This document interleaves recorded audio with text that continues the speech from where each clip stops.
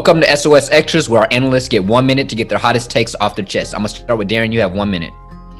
So what I want to get off my chest is the fact that Kevin Stefanski won the Coach of the Year this year, and I think it was justified. I think he had a phenomenal coaching job bringing Cleveland back to somewhere they hadn't been in years upon years and winning.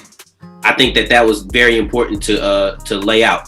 But I think something else that I need to highlight is the job that Sean Payton has done. And over the last 2 years, he received 0 Coach of the Year votes. This isn't my plea for him to actually win the award, just to highlight what he has done.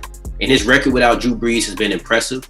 And I think the fact that he only had 10 quarters with Alvin Kamara, Michael Thomas, and Drew Brees all on the field, and yet and still had the 5th best record in the NFL was extremely impressive. He fought a lot of odds. He beat adversity. And I'm not going to go at depths about it. If you want to, check out the Point Blank Period podcast.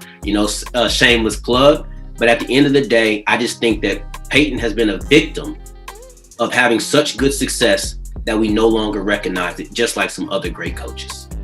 Mia, what you got?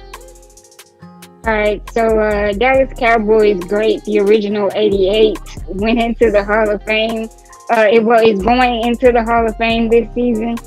Shouts out to Drew Pearson. And while I'm happy for Drew Pearson, I'm still unhappy that it took so long for him to get in. I think the committee still has some reflecting to do on why it took so long. It's almost still spoon-fed just because it took. He called them out last season, and now you turn around and bring him in this season. So happy for him. Upset it took so long. I can name quite a few Cowboys greats that he should have went in before. He should have went in when Staubach and Tony Dorsett went in. And truth be told, he should have went in way before Jerry Jones went in. But hey, whatever. Tony, what you got, man?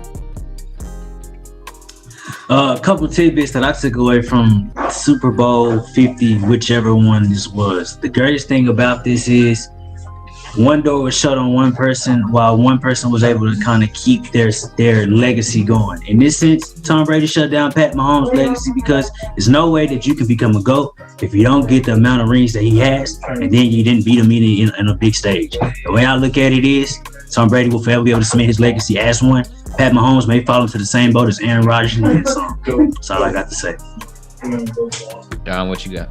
I guess SOS is just ragging on the Hall of Fame committee today. And before I start, I just want to say congratulations to Calvin Johnson on being a first ballot Hall of Famer. But there's no way that you can tell me that Calvin Johnson is a first ballot Hall of Famer and Terrell Owens, they should have took him 3 years to get in. When you look at Terrell Owens, he's top 3 in receptions. He's top 3 in receiving yards, touchdowns, and he's top 10 in receptions. Calvin Johnson isn't top 20 in any of those stats. And I know he only played 9 years, but it's not the Hall of Fame committee's job to predict the future. So the fact that Calvin Johnson was a first ballot Hall of Famer and Terrell Owens got in on his 3rd try only proves that it was never about football when it came to the Hall of Fame and their issues with TO. That's a complete joke by the NFL and the Hall of Fame committee in Canton, Ohio. All I have to say is 10 people on the coaching staff of Kansas City came from Temple University. If y'all know me, I go to Temple University. I'm actually in my Temple University apartment on campus right now. I have to say, and this is going to be set in stone, Temple University, we talk about wide receiver you, cornerback you. We are coach you. I don't know if I should really take pride on that because they leave after 2 years every time, but we always get good coaches and they always go off to do better things. We got Coach Rule, we got Arians now with a big old coaching staff with Temple players and coaches. I'm glad to see it. We're not very good right now, but it's one good thing to root for. And that's all we got for SOS Extras. We'll see y'all next time to give y'all our hottest takes.